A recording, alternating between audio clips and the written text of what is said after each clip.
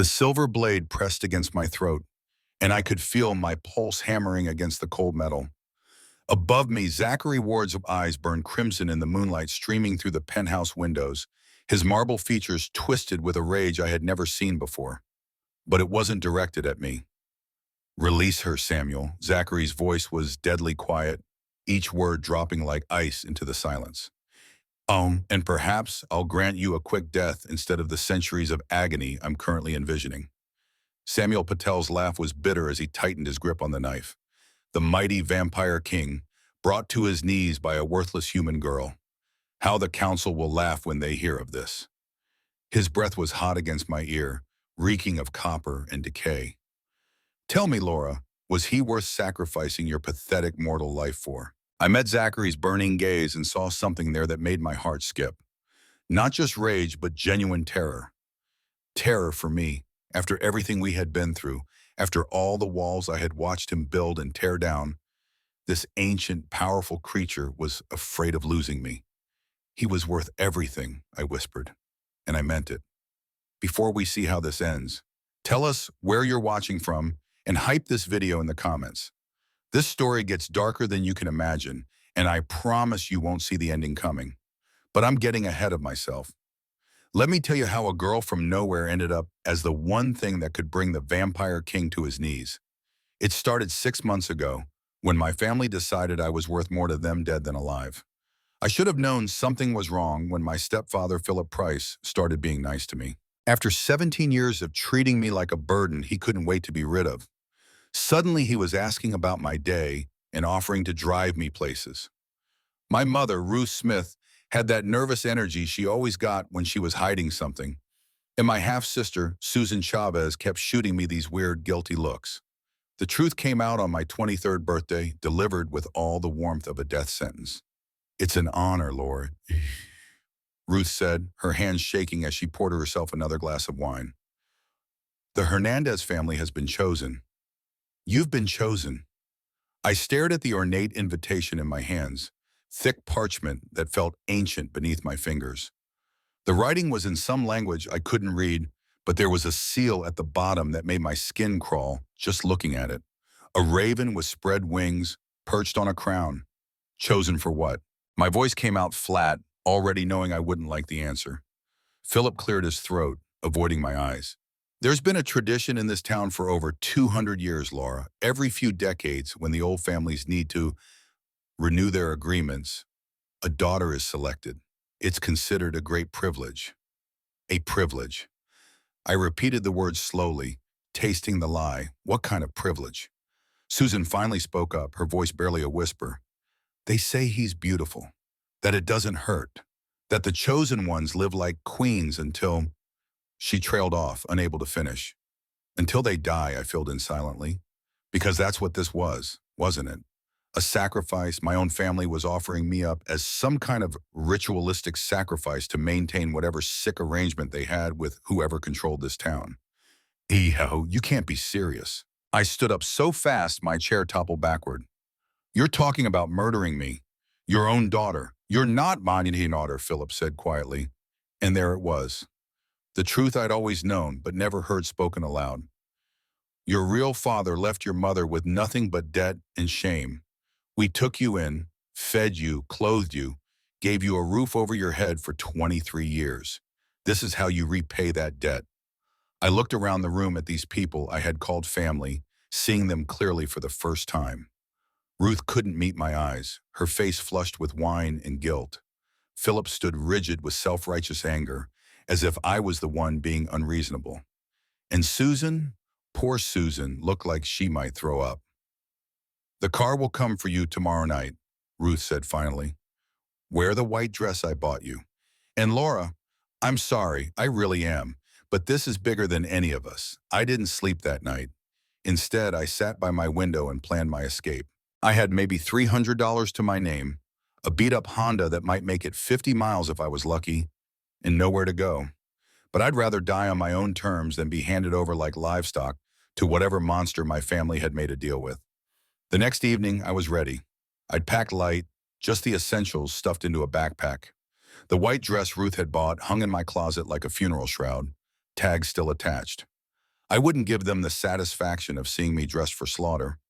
But when I tried to leave, the front door wouldn't open. Neither would the windows. It was like the house itself was holding me prisoner. I'm sorry, Laura. Susan appeared behind me, tears streaming down her face. I tried to talk them out of it. I really did. But they said if we don't honor the agreement, he'll come for all of us, the whole family.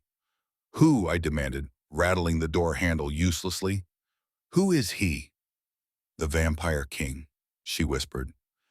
Zachary Ward. He owns everything in this town, controls everyone. And every 25 years, he requires a tribute, a young woman from one of the founding families. Vampire. The word hit me like a physical blow. I had grown up on stories of monsters and magic, but I'd never believed they were real. Now, facing the truth of my situation, I felt something inside me break and reshape itself into something harder. How many? I asked quietly. How many what? How many women has he killed? Susan's face crumpled. I don't know. The records only go back about 50 years, and there have been 3 others in that time. But Laura, some people say they've seen them, the chosen ones, living in his mansion on the hill, beautiful and untouched. Maybe he doesn't kill them. Maybe he just keeps them. Somehow that sounded worse than death. The car that came for me wasn't what I expected. Instead of some Gothic hearse or ancient carriage, it was a sleek black sedan with tinted windows. The driver was human, a nervous-looking man in his 50s who kept glancing at me in the rearview mirror like I was already a ghost. I'm sorry, miss, he said as we wound up the mountain road toward the Ward estate. For what it's worth, I think this whole tradition is barbaric. But he pays my family's medical bills, keeps my daughter in college. Sometimes we all have to make choices we don't like. I stared out the window at the forest rushing past, trying to calm the panic clawing at my chest. What's he like? Zachary Ward. The driver was quiet for so long I thought he wouldn't answer. Finally, he sighed. Old, older than anyone has a right to be, beautiful in a way that makes you forget to breathe. And lonely, I think. Lonelier than any creature should have to be. Do you think he'll kill me? I honestly don't know, miss. But I hope not. You seem like a good kid. The Ward mansion rose out of the darkness like something from a nightmare. It was massive, all sharp angles and towering spires, with windows that glowed like golden eyes. Gargoyles perched on the corners of the roof, their stone faces twisted in eternal snarls. The whole place radiated power and menace in equal measure. The driver walked me to the front door, a massive thing made of dark wood and iron. Before he could knock, it swung open silently. Miss Laura Hernandez, a voice said from the shadows beyond the threshold. You're expected. The man who greeted me was tall and pale, with silver hair and eyes like chips of ice. He moved with the same predatory grace I would later learn to associate with all of Zachary's kind, but there was something almost grandfatherly about his manner. I'm Adam Foster, he said, extending a hand. I serve as Mr. Ward's advisor. And before you ask, yes, I'm human. Have been for 73 years and counting. I shook his hand, surprised by the warmth of it. You've been here for 73 years. Time moves differently in this house, Adam said with a sad smile. Come, he's waiting for you in the library. The interior of the mansion was even more overwhelming than the outside. Everything was rich and dark and expensive, from the marble floors to the crystal chandeliers. Paintings lined the walls, portraits of beautiful people with pale skin and knowing eyes. I realized with a chill that I was looking at vampires. Zachary's family, perhaps, or his court. Don't be afraid, Adam said softly as we climbed a sweeping staircase. He's not what you expect. What should I expect? Someone who's been alone for a very long time. The library was enormous, with shelves that stretched from floor to ceiling and were packed with more books than I had ever seen in one place.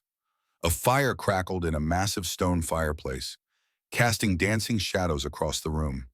And there, standing with his back to me as he gazed out a tall window, was the Vampire King himself. Zachary Ward turned slowly, and I felt my breath catch in my throat. Susan had been right about one thing. He was beautiful. Devastatingly, impossibly beautiful, in a way that made my eyes water like I was looking directly into the sun. His hair was dark as midnight, his skin pale as marble, but it was his eyes that held me captive. They were the color of fresh blood, and they seemed to see straight through to my soul. "Laura Hernandez," he said, and his voice was like velvet over steel. "You're not what I expected." I found my voice somewhere in the depths of my terror. "What did you expect?" Someone who would beg, someone who would weep and plead for mercy. He moved closer, and I caught his scent, cold and clean, like winter air in expensive cologne. "Instead, you stand there looking at me like you're cataloging my weaknesses. Are there any?" The words slipped out before I could stop them, and I immediately regretted my boldness. But Zachary smiled, and it transformed his entire face. For a moment, he looked almost human, almost kind. "More than you might think," he said. "Tell me, what do you know about why you're here? My family offered me as a sacrifice to maintain whatever deal they made with you. In exchange for money or power or protection, I assume. They seem to think you're going to kill me. And what do you think?" I studied his face, looking for any hint of his intentions. "I think if you wanted me dead, I'd already be dead, which means you want something else from me. The question is what?" Zachary moved to a sideboard and poured himself a glass of what looked like wine but smelled metallic. "Blood," I realized with a shudder. "You're correct. I don't intend to kill you, Laura, but I'm afraid the alternative might not be much more appealing." "Which is, marriage." The word hung in the air between us like a blade. I stared at him, certain I had misheard. "Marriage," I repeated slowly. "A binding contract, witnessed by my court and sealed in blood. You would become my queen with all the protections and privileges that entails. In exchange, your family's debt to me would be considered paid, and they would remain under my protection." I sank into the nearest chair, my legs suddenly unable to support me. "This is insane. You don't even know me. I know enough." Zachary moved to stand before the fire, his profile sharp against the flames. I know you've spent your life being treated as less than you are. I know you're intelligent, brave, and loyal to people who don't deserve it. I know you'd rather face death than submit to something you find morally reprehensible. How could you possibly know any of that? Because I've been watching you, Laura, for months, ever since your name was submitted as this year's tribute." He turned to face me again, and there was something vulnerable in his expression. "I could have chosen any of the eligible daughters from the founding families, but I chose you. Why? Because you're the first person in 2 centuries who's looked at me and seen something other than a monster." I wanted to protest that I absolutely did see him as a monster, but the words died in my throat. Because it wasn't true, was it? Yes, he was terrifying and otherworldly and clearly capable of violence, but there was something else there too. A sadness that seemed to echo my own. A loneliness I recognized. "What happens if I say no?" I asked. "Then you're free to go. I'll have Adam drive you wherever you want to be taken. But your family's protection ends tonight, and they'll have to face the consequences of breaking a contract that's been honored for over 200 years. "And what are those consequences?" Zachary's expression darkened. "There are other vampires, Laura. Older ones, crueler ones, who don't share my restraint when it comes to humans. If I withdraw my protection from this town, they'll see it as an invitation. Your family will be the first to die, but they won't be the last." I closed my eyes, feeling the weight of impossible choices pressing down on me. Marry a vampire I'd known for 10 minutes, or condemn my family and possibly the entire town to death. "This isn't really a choice, is it?" I said. "No," Zachary admitted. "I'm sorry for that, but I'm not sorry for wanting you." The honesty in his voice made me look at him again.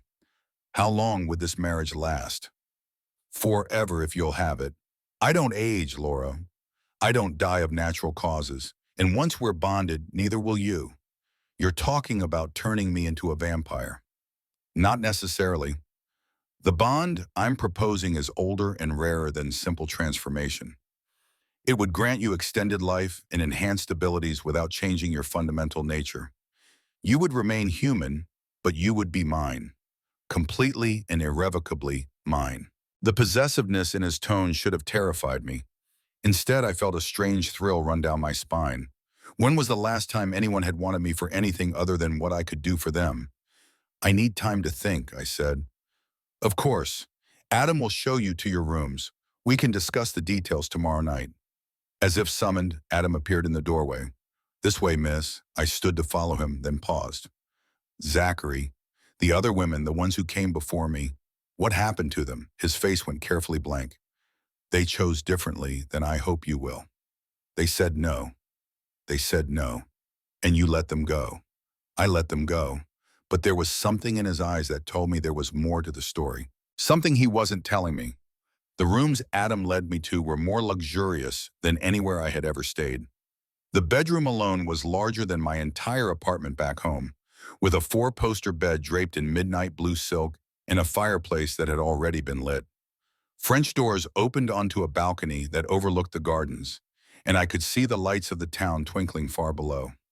There are clothes in the wardrobe, Adam said, and if you need anything at all, just pull that cord by the bed.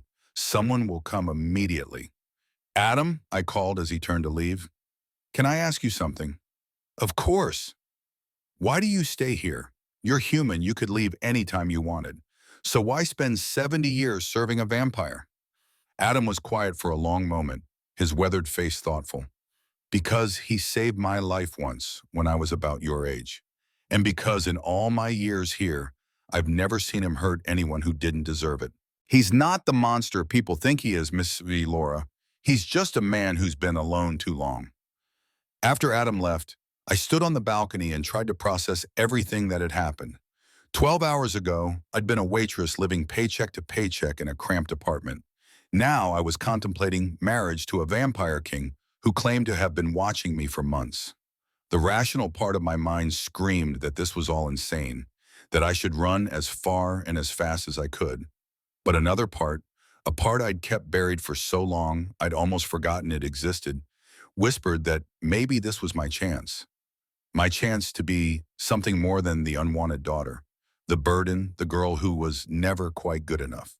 I was still standing there when I heard footsteps on the balcony below. Zachary emerged from what must have been his own rooms, moving with that inhuman grace. He didn't look up, but I had the feeling he knew I was watching. He stood in his garden for a long time, perfectly still, like a statue carved from moonlight. And in that stillness, I saw something that made my chest tight. He looked lonely, desperately, achingly lonely.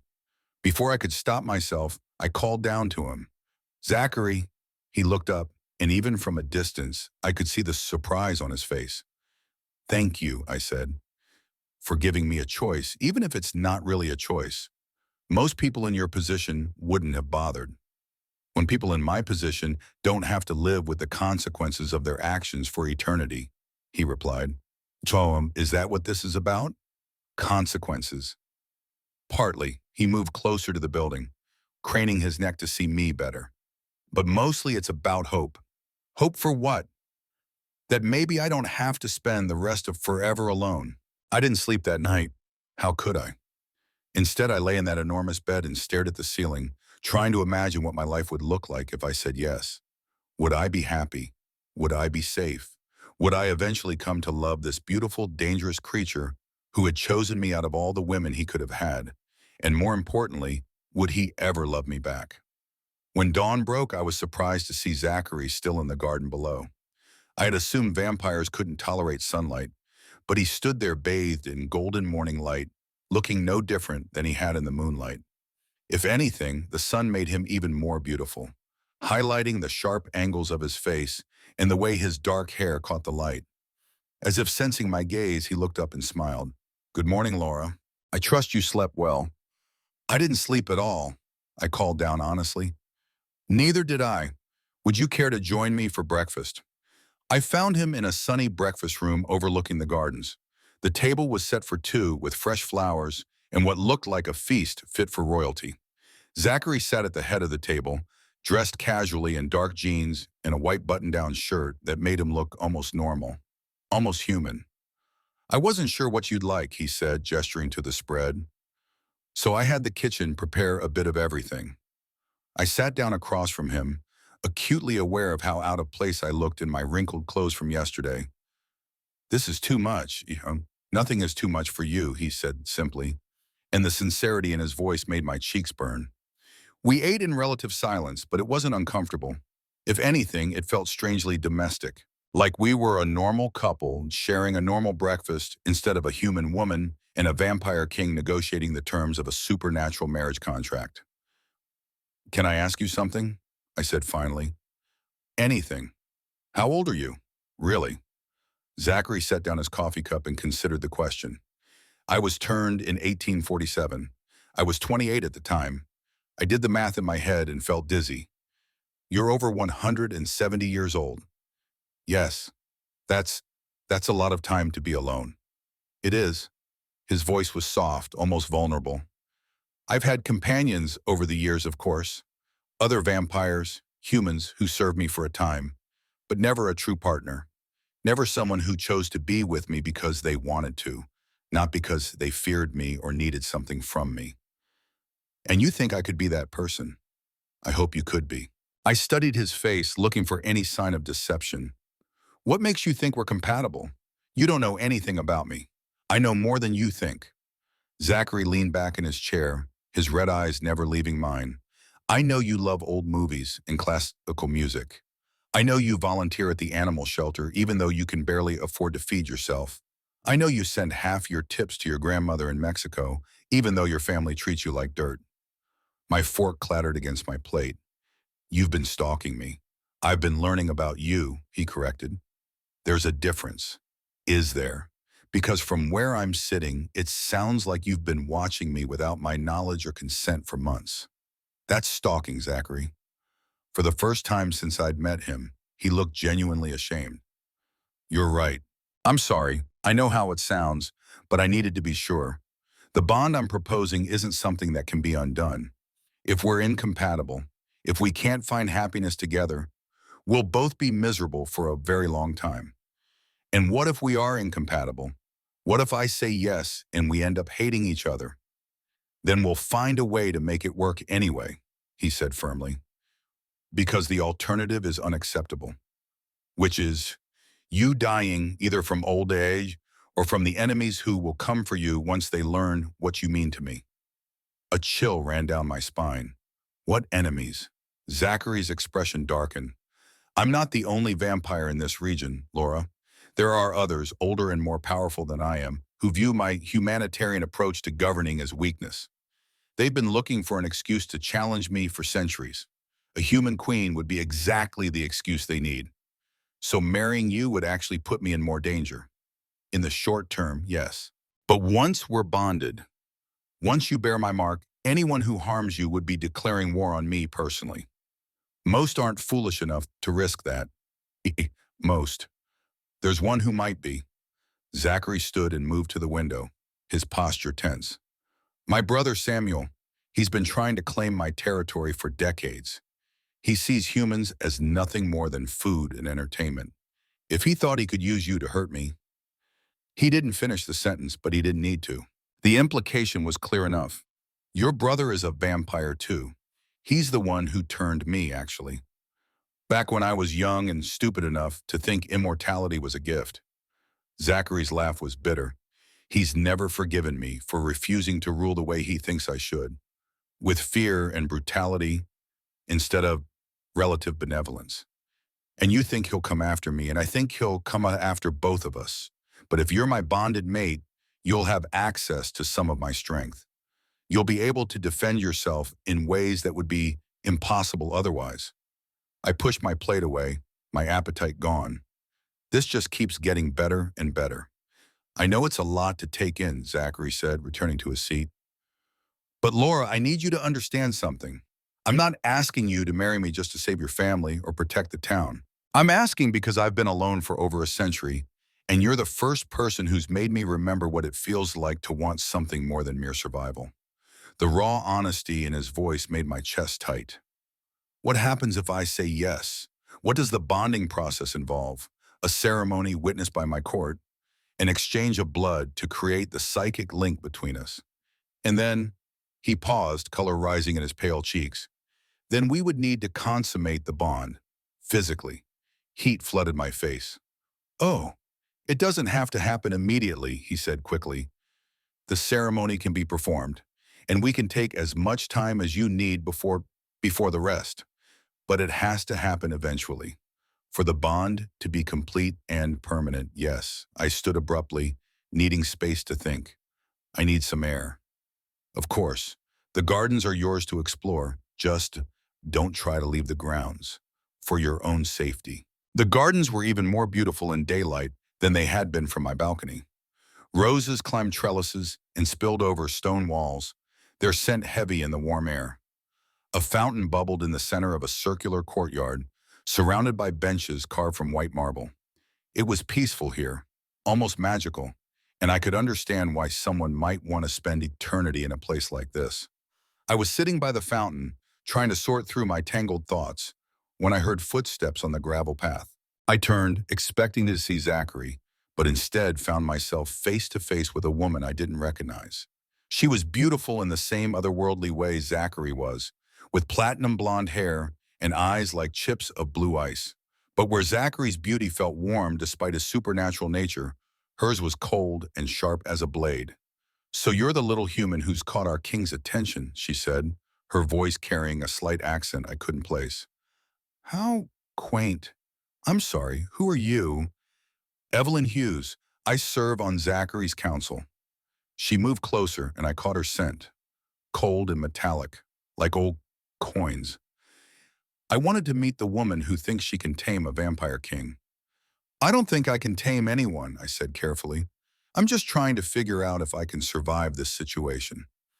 Evelyn laughed, a sound like breaking glass. Survive, oh my dear child, survival is the least of your concerns. Tell me, what do you know about vampire politics?" "Nothing." "Then let me educate you. Zachary may be king in name, but his power is not absolute. He rules by consent of the council, and that consent can be withdrawn if we determine he's no longer fit to lead." I stood, not liking the direction this conversation was heading. "What does that have to do with me?" "Everything." Evelyn circled me slowly, like a predator sizing up prey. "A vampire king with a human mate is seen as weak, compromised. There are already whispers among the other courts, questions about Zachary's judgment and fitness to rule. So you're here to talk me out of marrying him. I'm here to give you information you need to make an informed decision. If you go through with this bonding, you won't just be putting yourself at risk. You'll be putting Zachary at risk too. Is your happiness really worth destroying a man who spent centuries building a kingdom?" Her words hit me like physical blows. I sank back onto the bench, the weight of responsibility crushing down on me. "I can see you understand," Evelyn said, her voice almost gentle now. "You seem like a good person, Laura. Don't let selfish desires cloud your judgment." She was gone before I could respond, leaving me alone with my spiraling thoughts. Was she right? Was I being selfish by even considering Zachary's proposal? Would marrying him really put his kingdom at risk? I was still sitting there an hour later when Zachary found me. He took one look at my face and his expression darkened. "Evelyn was here," he said. It wasn't a question. "She said marrying me would make you look weak, that the other courts are already questioning your fitness to rule." Zachary sat beside me on the bench, close enough that I could feel the coolness radiating from his skin. "Evelyn has been opposed to this match from the beginning. She sees humans as inferior beings, unworthy of vampire attention. But is she right? About the political implications, there will be challenges," he admitted. "Some of the old guard will see our bond as a sign of weakness. But Laura, I've been making unpopular decisions for decades. I've survived assassination attempts, political coups, and outright rebellion. I'm still here because I'm stronger than they are, not because they approve of my choices. But what if this is the thing that finally brings you down? What if marrying me is the mistake that costs you everything?" Zachary turned to face me fully, his red eyes intense. "Then it would be worth it." "How can you say that? You don't even know me." "I know enough."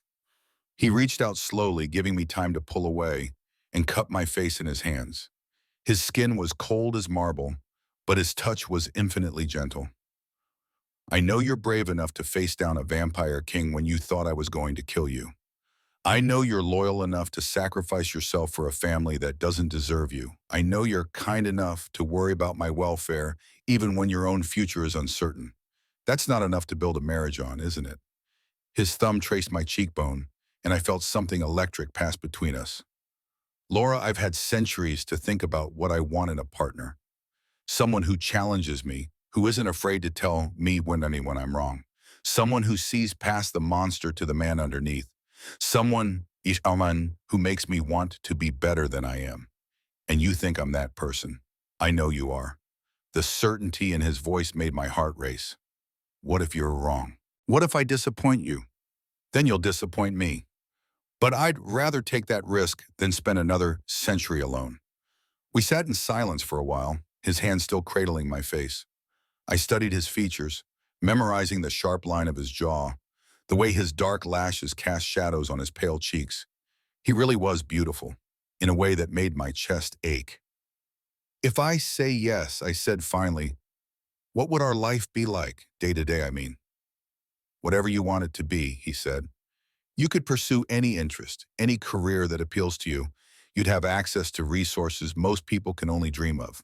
We could travel, see the world, or we could stay here and build something together.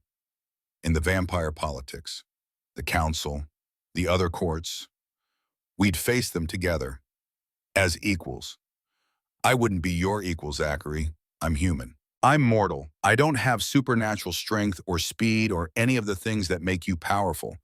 You have something more valuable than any of that, he said softly, which is, you have the ability to make me feel human again.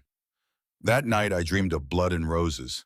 I was standing in a grand ballroom, wearing a white dress that seemed to glow in the candlelight. Zachary was beside me, magnificent in a black tuxedo, his red eyes burning with an intensity that made my knees weak. Around us, pale, beautiful faces watched from the shadows, some curious, some hostile, all of them hungry. Do you, Laura Hernandez, take this vampire as your eternal mate? A voice and tone from somewhere I couldn't see. I do, I heard myself say, though I hadn't made a conscious decision to speak. Zachary lifted my wrist to his mouth, his fangs gleaming white in the dim light.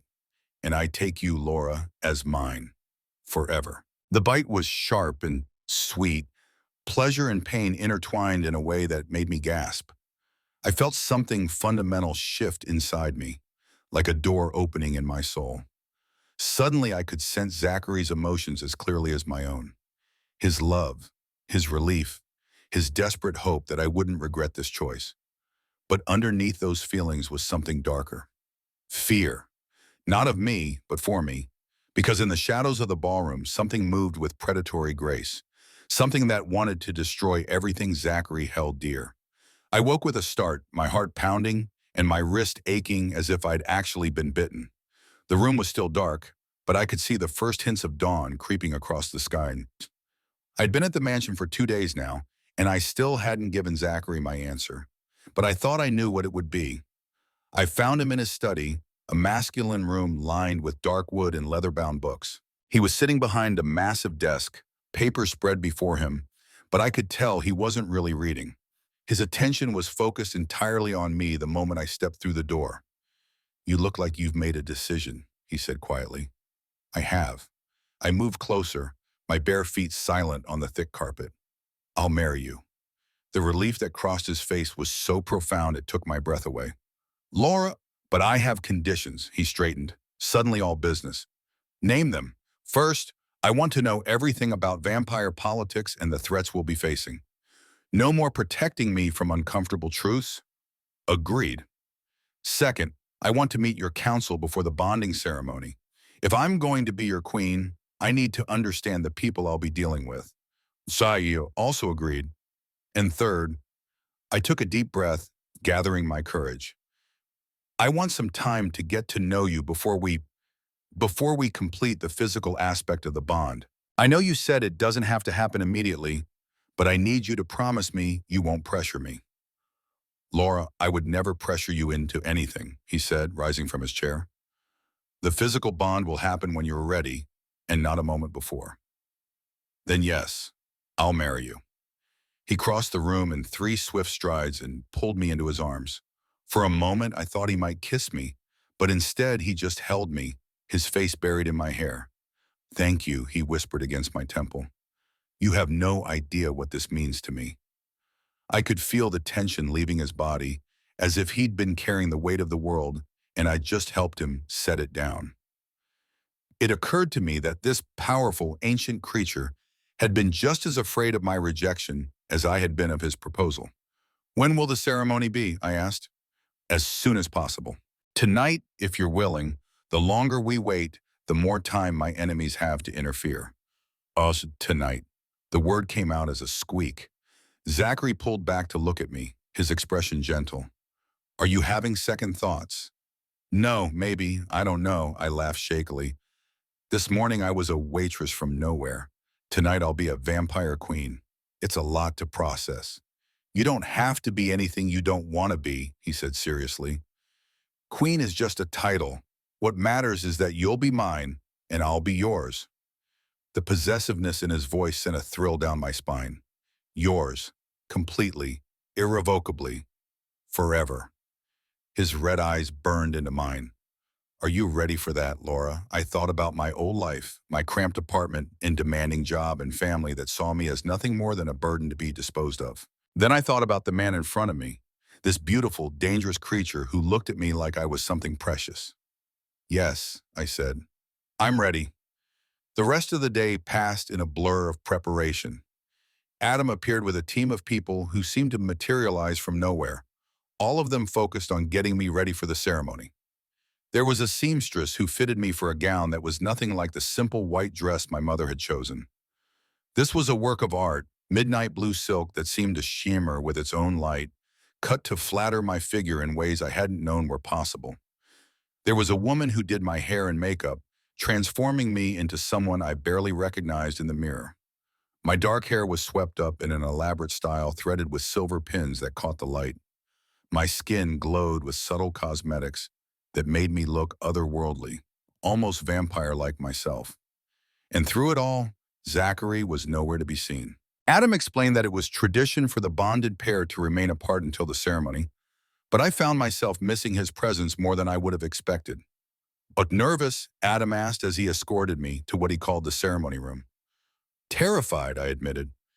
"That's normal. I was terrified when I got married too, and that was just to another human." "How long were you married?" 43 years until she passed. Best years of my life." He patted my arm gently. "Mr. Ward is a good man, Miss Laura. He'll take care of you." The ceremony room was unlike anything I had ever seen. It was circular, with a domed ceiling painted to look like a night sky full of stars. Candles flickered in alcoves around the walls, casting dancing shadows that made the whole space feel alive. And in the center, waiting for me, was Zachary. He wore a black suit that looked like it had been tailored by angels, and his dark hair was slicked back to show the sharp planes of his face. But it was his eyes that captured me. They glowed like rubies in the candlelight, full of love and desire and something that might have been reverence. Around the edges of the room stood the members of his council. I recognized Evelyn, her beautiful face set in lines of disapproval. There were others too, all of them pale and perfect and clearly ancient. They watched me with expressions ranging from curiosity to outright hostility. But I only had eyes for Zachary. "You look beautiful," he said as I approached, his voice soft with wonder. "So do you," I whispered back. The officiant was another vampire. This one so old he seemed almost translucent.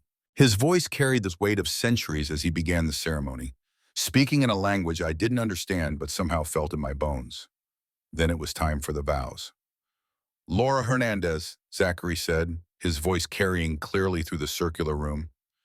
"I have walked this earth for over a century, and in all that time I have never met anyone who made me believe in forever. You are my light in the darkness, my hope in despair, my reason for wanting to be more than the monster I was made to be. I offer you my protection, my devotion, and my heart, for as long as you'll have them." My throat felt tight as I spoke my own vows. "Zachary Ward, I don't know what the future holds or what challenges we'll face together. But I know that you've shown me kindness when I expected cruelty, choice when I expected force, and hope when I thought I had none left. I give myself to you freely, trusting that you'll guard my heart as carefully as you guard your kingdom. The ancient officiant raised a silver chalice, ornate and clearly old beyond measure. The blood bond, he intoned, let no one sever what is joined here tonight. Zachary took the chalice first, using a small silver knife to cut his palm. His blood, darker than human blood, dripped into the cup. Then he handed the knife to me. My hand shook as I drew the blade across my palm.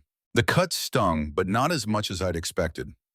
My red blood mingled with his dark crimson, and I felt something shift in the air around us, like the moment before lightning strikes. Zachary drank first, his eyes never leaving mine. Then he handed me the chalice. The mixture tasted of copper and wine, and something indefinably otherworldly. The moment it touched my lips, I felt a jolt of electricity run through my entire body. It was like being struck by lightning and embraced by warmth at the same time. And then I could feel him. Not just his presence in the room, but his emotions, his thoughts, the very essence of who he was. The loneliness that had consumed him for decades. The hope he'd felt when he first saw me. The overwhelming love and protectiveness that filled him now. It is done, the officiant declared. You are bonded for eternity. The council members began to disperse, some offering congratulations that sounded genuine, others merely nodding acknowledgement. But I barely noticed them.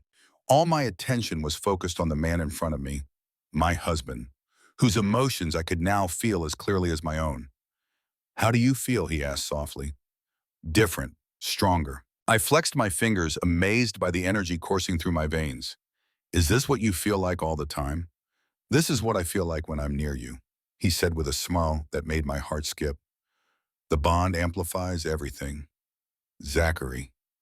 Evelyn's voice cut through our moment like a blade. We need to discuss the implications of tonight's ceremony. His expression hardened as he turned to face his council member. Not tonight, Evelyn. Yes, tonight. The other courts will hear about this within hours. We need to be prepared for their response. What other courts? I asked, though I wasn't sure I wanted to know the answer. The Eastern Territories are controlled by the Blackthorn family, Evelyn explained, her tone making it clear she thought I should already know this. The Western regions belong to the Ashfords, and the Northern provinces. She paused dramatically. Those belong to Samuel. My brother, Zachary said grimly.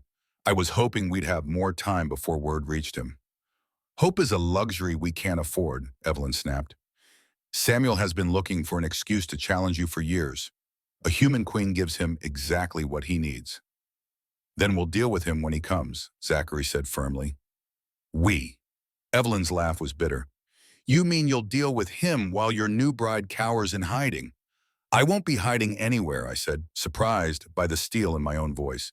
If there's going to be a fight, I'll be part of it. Both vampires stared at me in surprise. Laura, Zachary said carefully, you don't understand what you're saying. Samuel isn't just any vampire. He's older than I am, stronger, and completely without conscience. He would kill you without hesitation just to hurt me. Then we'll have to make sure he doesn't get the chance, I replied. Evelyn looked impressed despite herself. The girl has spine. I'll give her that. But spine won't stop a vampire lord who's been killing for 3 centuries. What will? I asked. Power, she said simply. And unfortunately, that's the one thing you don't have. She has my power, Zachary said, moving to stand beside me. The bond gives her access to my strength, my speed, my abilities.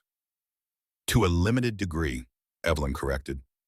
She's still human, still fragile. One mistake and she's dead. Then we won't make any mistakes, I said with more confidence than I felt. A commotion outside the ceremony room interrupted our conversation. Raised voices, running footsteps, and underneath it all, a sound that made my blood run cold. Screaming. Zachary was moving before I could blink, his supernatural speed carrying him to the window in an instant. What he saw there made his face go white. What is it? I asked, though I was already afraid I knew. Samuel, he said grimly. He's here. Through the window I could see fires burning in the distance. The town below was under attack, and even from this distance, I could see dark shapes moving through the streets with inhuman speed. He's not just challenging you, Evelyn breathed, her usual composure cracking. He's declaring war. How many people are down there, I asked, my heart breaking at the thought of innocent civilians caught in supernatural crossfire. About 3,000, Zachary replied, already moving toward the door. I have to stop this. We have to stop this, I corrected, following him. Laura, no, it's too dangerous. Those people are dying because of mate, I said firmly. Because Samuel wants to hurt you through me. I won't hide while innocent people pay the price for our bond. You could be killed. So could you. So could they. I grabbed his arm, feeling the marble hardness of his skin beneath my fingers. Zachary, I can feel your emotions now, remember? I know you're terrified of losing me, but I can also feel your guilt about those people down there. Let me help.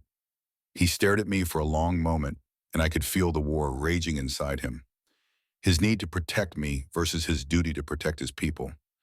If you come with me, he said finally, you do exactly what I tell you, when I tell you. No heroics, no unnecessary risks. Agreed. And if things go badly, you run.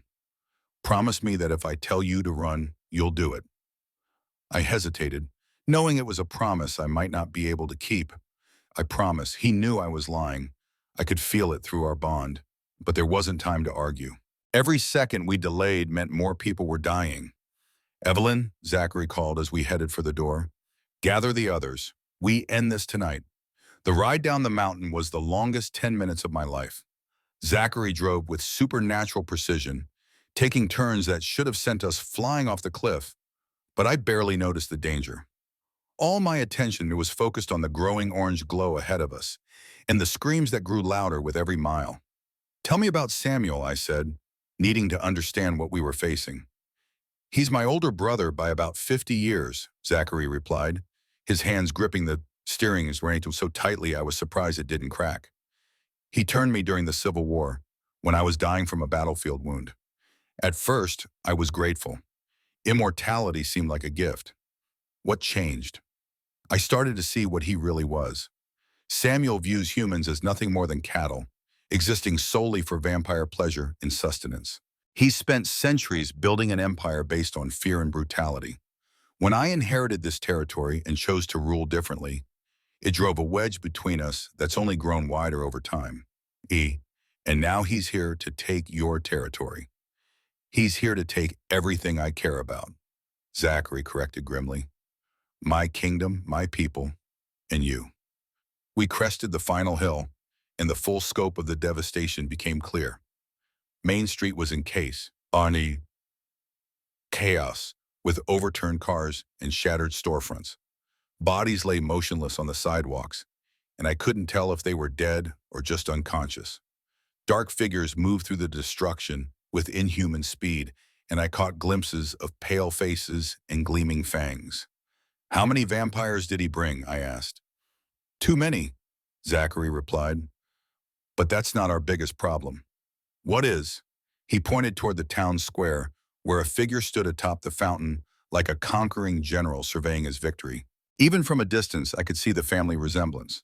Samuel had the same dark hair and pale skin as Zachary, but where my husband radiated controlled power, Samuel emanated pure malevolence. He's not just here to fight, Zachary said. He's here to make a statement, to show the other courts that I'm weak, that I can't protect what's mine. So we show them he's wrong. Zachary parked the car behind an overturned truck and turned to face me. Laura, I need you to understand something.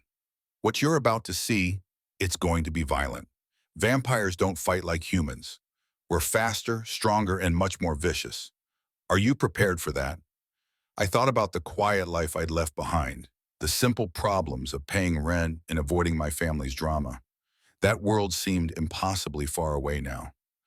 I'm prepared, I said, and I meant it. We made our way through the shadows toward the town square, moving carefully to avoid Samuel's forces. The destruction was even worse up close. I saw Mrs. Chen from the grocery store lying unconscious beside her overturned delivery truck, blood trickling from a head wound. The Martinez family huddled in their restaurant doorway, terror written across their faces. These were people I'd known my whole life, people who'd never done anything to deserve this violence. The sight of their fear and pain ignited something fierce and protective in my chest. "There," Zachary whispered, pointing toward an alley that would bring us close to the square. "We can approach from behind the fountain." We were halfway there when a vampire dropped from the rooftop above us. He was young-looking, probably turned in his early 20s, with bleached hair and clothes that screamed expensive taste. But his eyes were ancient and cruel, and when he smiled, his fangs gleamed white in the streetlight. "Well, well," he said, his voice carrying a slight British accent. "The Vampire King and his little human pet. Samuel will be so pleased." Zachary moved to put himself between the vampire and me. "Jose, isn't it? You're a long way from the northern provinces."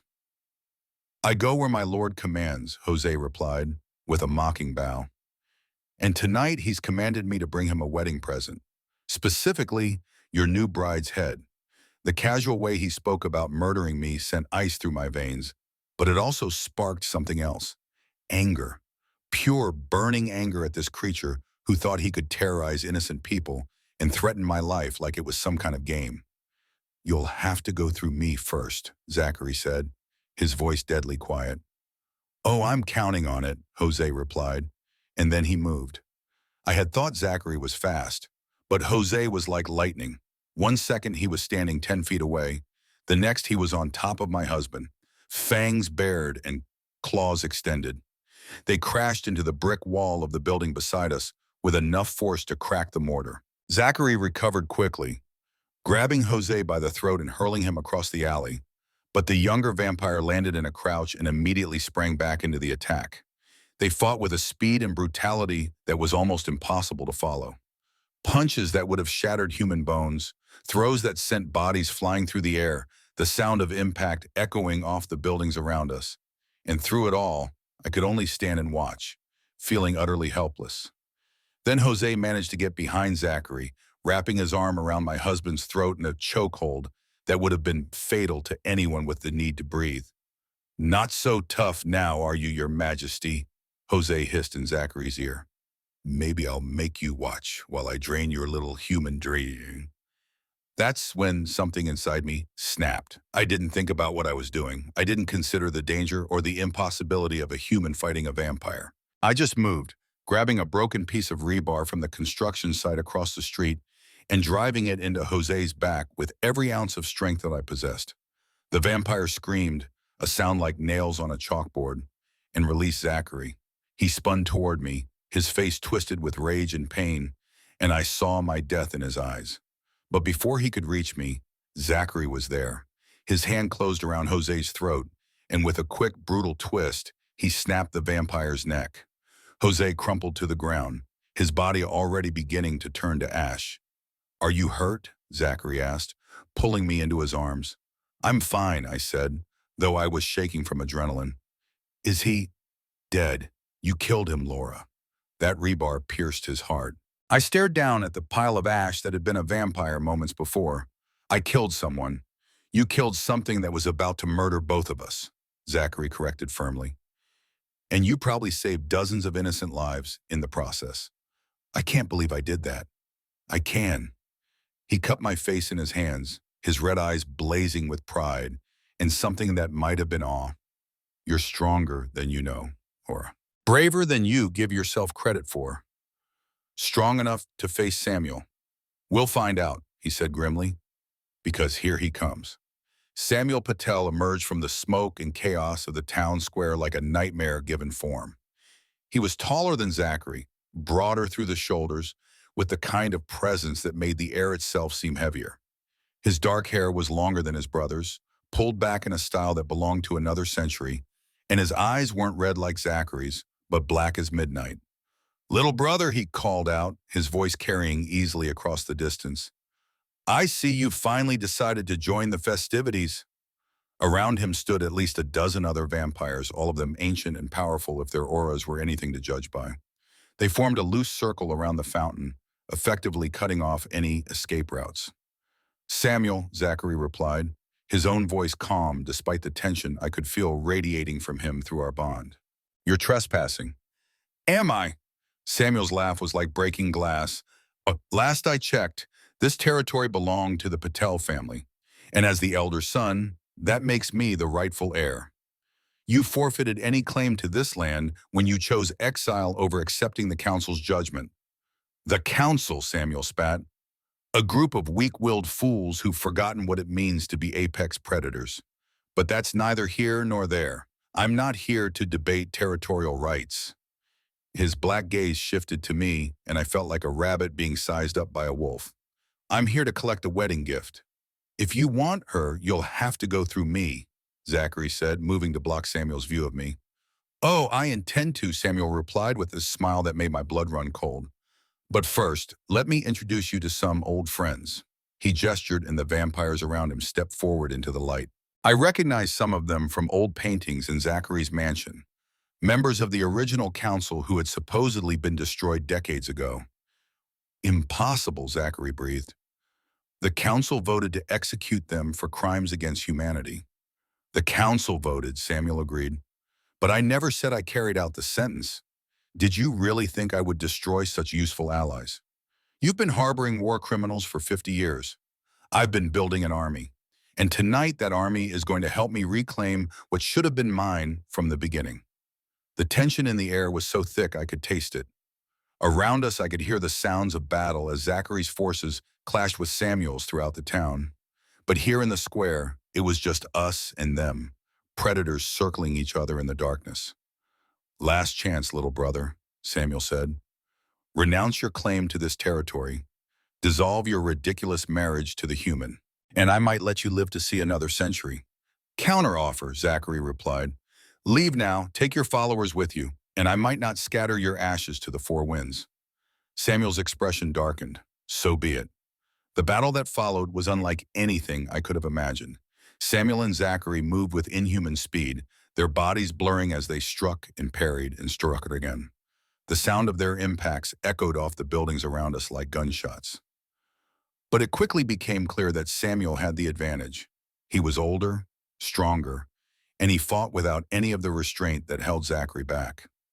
Within minutes, my husband was bleeding from a dozen wounds, his movements growing slower as Samuel pressed his attack. The other vampires formed a circle around them, cheering their lord's dominance. None of them paid any attention to me, apparently considering me too insignificant to worry about. That was their mistake. I could feel Zachary's pain through our bond, his growing desperation as Samuel gained the upper hand. But I could also feel something else. Power. The blood bond was working both ways, and some of Zachary's supernatural strength was flowing into me. I looked around the square, cataloging potential weapons. The broken fountain, the overturned cars, the construction equipment from the street renovation project, and there, leaning against the side of a building, was exactly what I needed. I moved carefully, staying in the shadows as I made my way toward the construction site. The vampires were all focused on the fight, shouting encouragement to Samuel as he drove Zachary to his knees. You always were too soft, Samuel was saying as I reached my target. Too concerned with the opinions of lesser beings. That's why you'll never be a true king.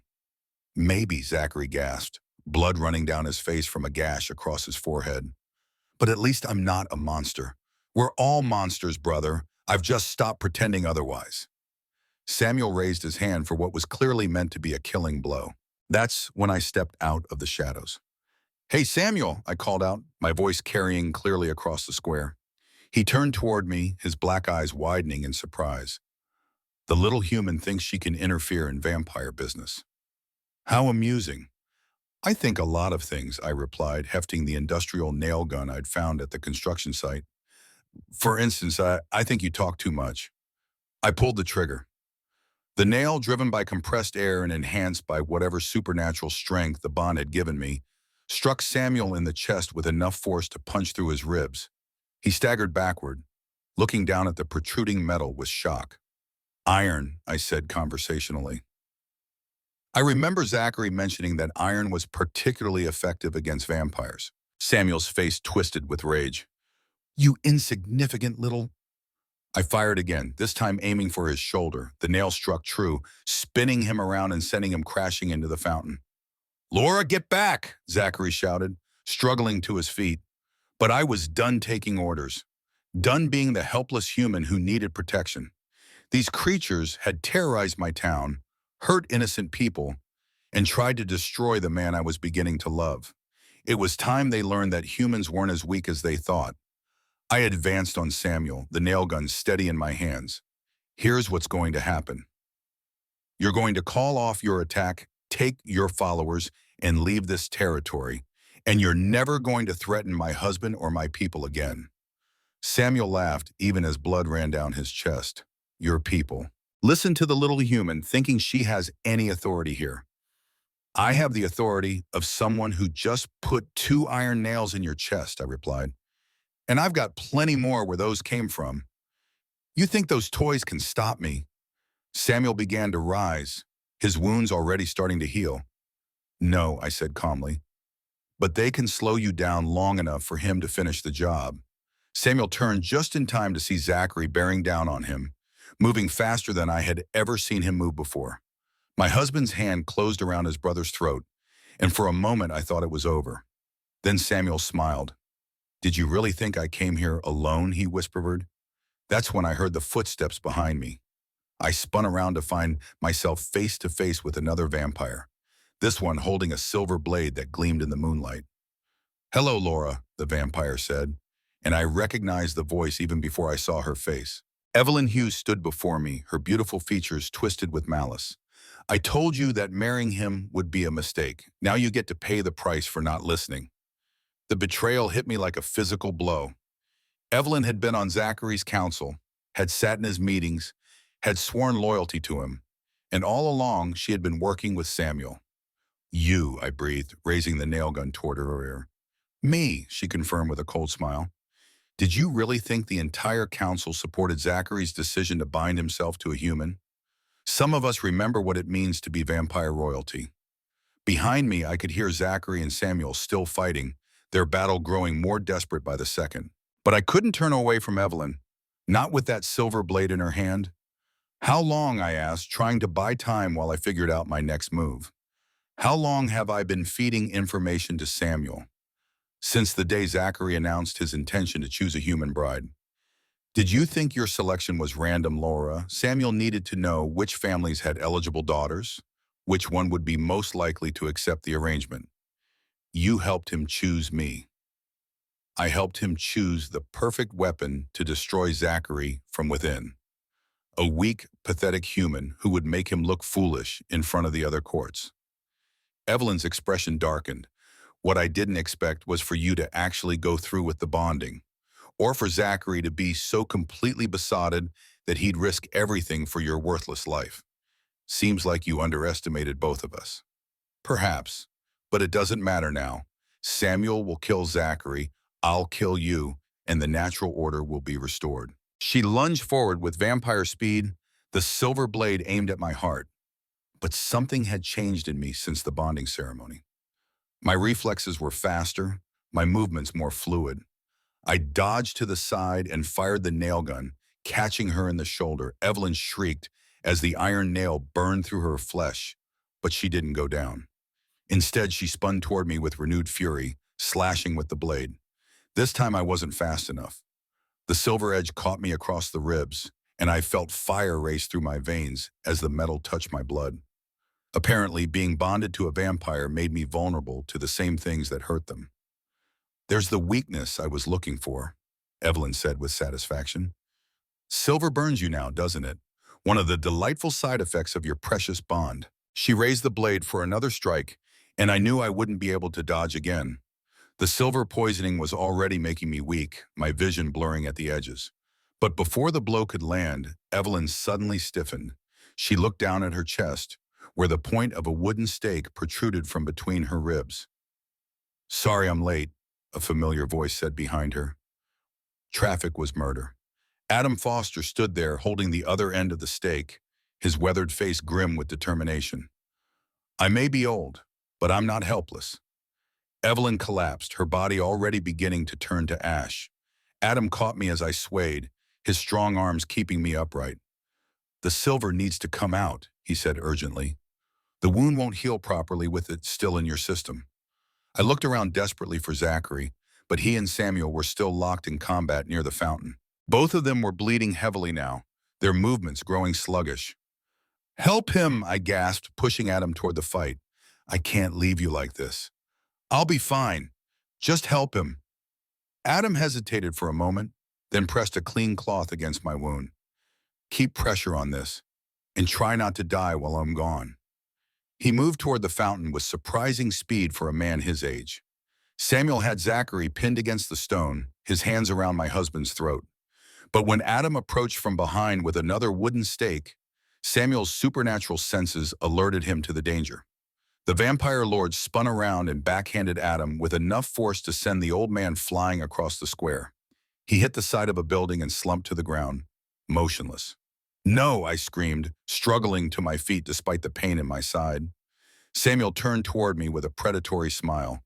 "Don't worry, little human. You'll be joining him soon enough." But his attention on me gave Zachary the opening he needed. My husband surged upward, driving his fist into Samuel's chest with enough force to crack ribs. The older vampire staggered backward, giving Zachary room to press his advantage. They fought with renewed fury, neither giving quarter. But I could see that Zachary was fading. The blood loss was taking its toll, and Samuel was still the stronger of the two. That's when I remembered something Zachary had told me about the bond. It worked both ways. If I could access some of his strength, then maybe he could access some of my… What? What did I have that he didn't? Then it hit me. Humanity. The one thing that made humans dangerous to vampires wasn't physical strength or supernatural powers. It was unpredictability, the ability to think outside the rules that govern vampire society. I reached out through our bond, not trying to take anything from Zachary, but trying to give him something instead. My perspective. My stubborn refusal to accept that some fights couldn't be won. My very human belief that there was always another way. I felt the moment he understood what I was offering. Through our connection, I sensed his surprise, then his gratitude, then his grim determination. Samuel was advancing on him again, confident in his superior strength. But instead of meeting the attack head-on, Zachary did something unexpected. He retreated, leading Samuel toward the construction site where I had found the nail gun. "Running away, little brother," Samuel taunted. "How disappointingly human of you." "I learned it from my wife," Zachary replied. And then he grabbed one of the steel support beams from the construction equipment and swung it like a baseball bat. The beam, weighing several hundred pounds, struck Samuel in the side with devastating force. The vampire lord went down hard, his body crashing through the side of a parked car. But he was already getting up, his wounds healing with supernatural speed. "Clever," Samuel admitted, "but it will take more than construction equipment to stop me." "You're right," Zachary said, hefting another beam. "It will take this." He hurled the steel beam like a javelin, but not at Samuel. Instead, it struck the support structure of the building under renovation, the one where workers had been installing new electrical systems. The building groaned, its weakened structure giving way under the impact. And then, with a sound like thunder, the entire facade collapsed. Samuel looked up just in time to see several tons of brick and steel crashing down on him. He tried to move, tried to use his supernatural speed to escape, but there was nowhere to go. The debris buried him completely, and for a moment, the square was silent except for the settling of dust and rubble. Then I heard a weak cough from across the square. Adam was sitting up, blood trickling from a cut on his forehead, but otherwise apparently unharmed. "Is it over?" I called out. "It's over," Zachary confirmed, making his way toward me through the wreckage. "Samuel won't be bothering anyone ever again." I tried to stand to meet him, but the silver poisoning finally overcame me. The last thing I saw before everything went black was Zachary's face, filled with calm and relief and something that might have been pride. When I woke up, I was back in the mansion, lying in the enormous bed where this whole adventure had begun. Sunlight streamed through the windows, and I could hear birds singing in the gardens outside. Zachary sat in a chair beside the bed, his wounds healed, but his clothes still torn and blood-stained. He was holding my hand, his thumb tracing gentle circles on my palm. "How long was I out?" I asked. 3 days, he replied, his voice rough with emotion. "The silver poisoning was worse than we thought. For a while, I wasn't sure. But I'm okay now. You're okay now. He brought my hand to his lips, pressing a gentle kiss to my knuckles. Laura, what you did back there. I've never seen anything like it.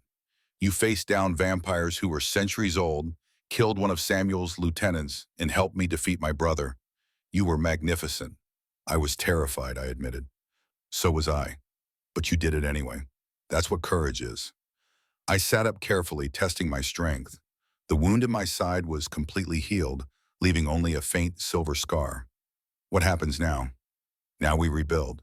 The town, the council, our life together. Zachary's expression grew serious. There will be other challenges, Laura. Other vampires who see our bond as weakness to be exploited. Are you prepared for that? I thought about everything that had happened, everything I had learned about myself and about the world I was now part of. A week ago, I had been nobody special, just another human struggling to get by. Now I was a vampire queen who had helped defeat one of the most dangerous creatures in existence. I'm prepared, I said, and I meant it. 6 months later, I stood on the balcony of our renovated mansion, looking out over the town that had become truly ours. The damage from Samuel's attack had been repaired, the wounded had healed, and life had returned to normal. Or as normal as life could be when your queen was human and your king was a vampire who glowed in sunlight. The bond between Zachary and me had only grown stronger over time. I could feel his presence even when we were apart, sense his emotions as clearly as my own. And he could feel mine, which meant he always knew when I was happy, sad, frustrated, or plotting some new way to modernize vampire society. Any regrets? He asked, joining me on the balcony with 2 cups of coffee. I considered the question seriously. Did I regret leaving my old life behind? Did I miss being ordinary, unremarkable, safe? None, I said finally. Well, maybe one. What's that? I wish I could see my family's faces when they find out their unwanted daughter is now vampire royalty. Zachary laughed, the sound rich and warm in the morning air. We could always send them a wedding photo. Don't tempt me. He pulled me into his arms, and I marveled again at how perfectly we fit together. Human and vampire, mortal and immortal, ordinary girl and supernatural king.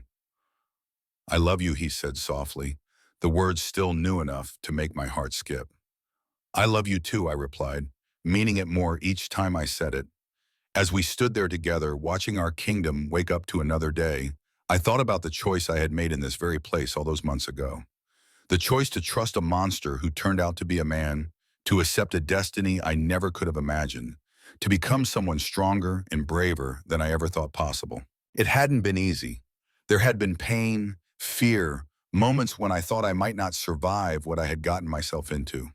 But standing here now, bonded to the man I loved and ruling beside him as an equal partner, I knew I would make the same choice again in a heartbeat. Because sometimes the most terrifying leap is the one that leads you exactly where you were supposed to be. What would you have done in my position? Would you have trusted the Vampire King, or would you have run? Let me know in the comments below, and don't forget to like and subscribe for more stories of supernatural romance and unlikely queens. Because trust me, this is just the beginning of our story. And who knows, maybe someday I'll tell you about the time we had to face the entire Vampire Council, or the night I discovered I wasn't quite as human as we all thought. But that's a story for another time.